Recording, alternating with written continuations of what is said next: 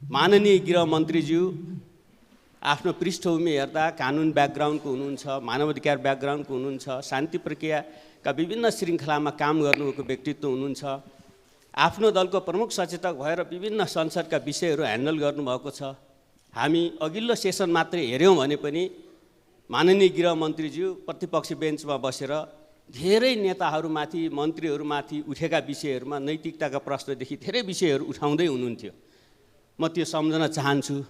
त्यसो गर्दा हामी प्रमुख प्रतिपक्षी दल लगायत प्रतिपक्षीहरूको तर्फबाट यो सन्दर्भमा स्वयं गृहमन्त्रीज्यूले नै सरुवा गरेको व्यक्ति कार्यालय प्रमुख रहेका छन्। उहाँको सचिवालय यसमा तानिएको छ, जोडिएको छ। अख्तियारले छापा मारेको छ, स्टिङ अपरेसन।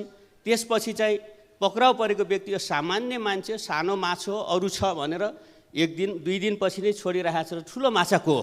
स्वयं अख्तियारले नै भनिरहेको छ। अहिले नै कसैलाई हामी आरोपित गर्न चाहँदैनौँ। सम्मानित सभामुख महोदय, यो सबै सन्दर्भमा अनुसन्धान गर्ने निकायहरू सबै नै माननीय गृहमन्त्रीको मातहतमा रहेका छन्। सम्पत्ति शुद्धिकरण समिति होला, सिआइबी होला, अरू धेरै निकायहरू। यस सन्दर्भमा माननीय गृहमन्त्रीजीले राजीनामा दिएर अनुसन्धानको लागि मार्ग प्रशस्त गरिदिनुहोस् भनेर हाम्रो विनम्र अनुरोध छ।